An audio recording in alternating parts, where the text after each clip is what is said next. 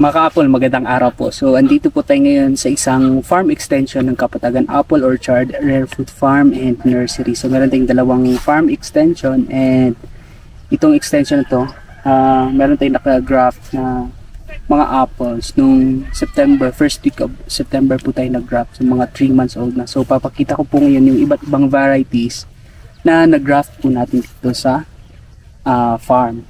So, ito po yung pinakauna. So mga nasa around 170 na mga puno ng apples dito. Yung iba naka-graft na, yung iba seed grown pa rin. Papakita ko sa inyo.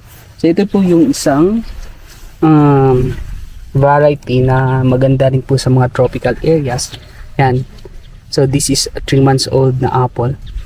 And ang kagandahan nito, tested na po ito sa mga tropical areas. Ito po yung Wambogo apple na galing po sa Africa, specifically sa bansang Kenya. So ayan, sobrang ganda po ng dahon ng ating Wambogo apple. Ayan.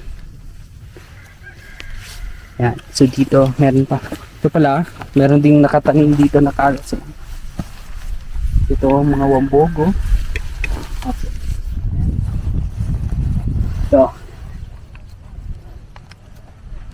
So same as usual, ito pa rin po ang ating rootstock or mga seed grown apple na yan. Seed grown po ito dito sa Kapatagan na patubo ko po, and then ginraft natin sa Wambogo apple. So ito pa, meron pa isa. So ayan. So sa next line, naubusan po tayo ng Wambogo science, isang pang Wambogo pa. So dito na part, papakita ko yung isang variety na locally produced po dito sa Kapatagan.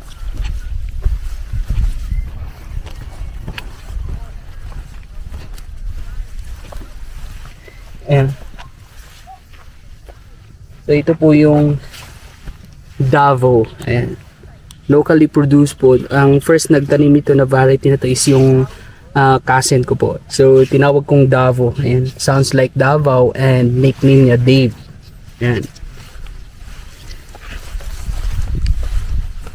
So ayan. Ito po yung Davao variety. So meron na siyang 3 branches. Ayan. Ito pa. Ayan.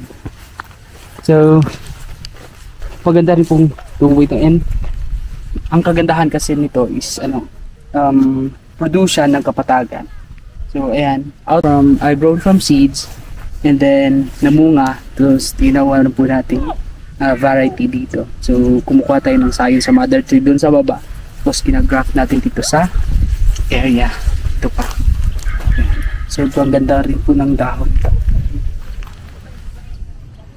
And then dito sa second line,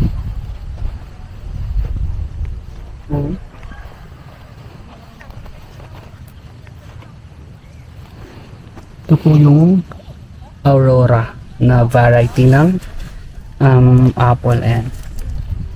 So, tinatanggalan ko ng dahon itong post. Ayan. Aurora, merong mga nakain na mga dahon. Ayan. So napakandang variety po nito. Galing po ito ng Israel, yung source ng sayon. Ayan. So dito, yan.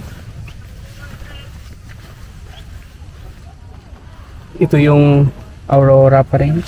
Tapos meron siyang tumubo dito na mga root sucker. So dapat i-cut off natin ito para mas mag-concentrate yung nutrients dito sa ating crop. Ito, yan. Maganda.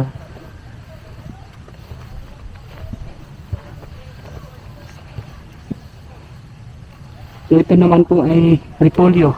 Yan. Mga repolyo. So dito, iba-ibang, bawat line, iba't ibang varieties para ang kagandahan kasi dito is for pollination purposes. Iba't ibang varieties, mas maganda sa cross pollination ng apple. And sundowner. Sundowner. So maganda rin po itong varieties, iba't ibang variety bawat line ng ating apples.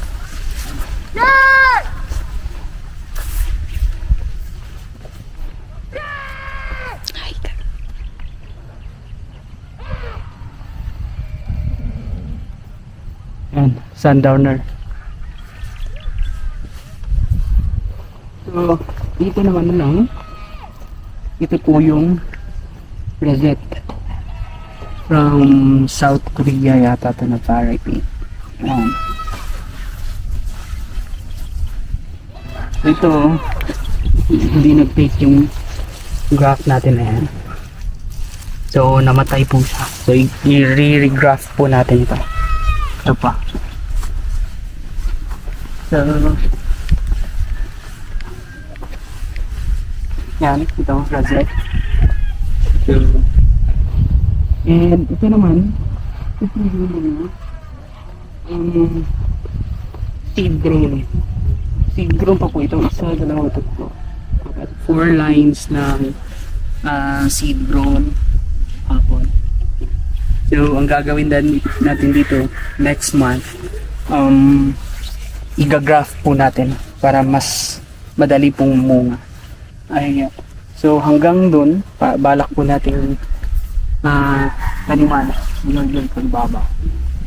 So, it's a mix of, it's a diversified farm with fruit trees and mga vegetables.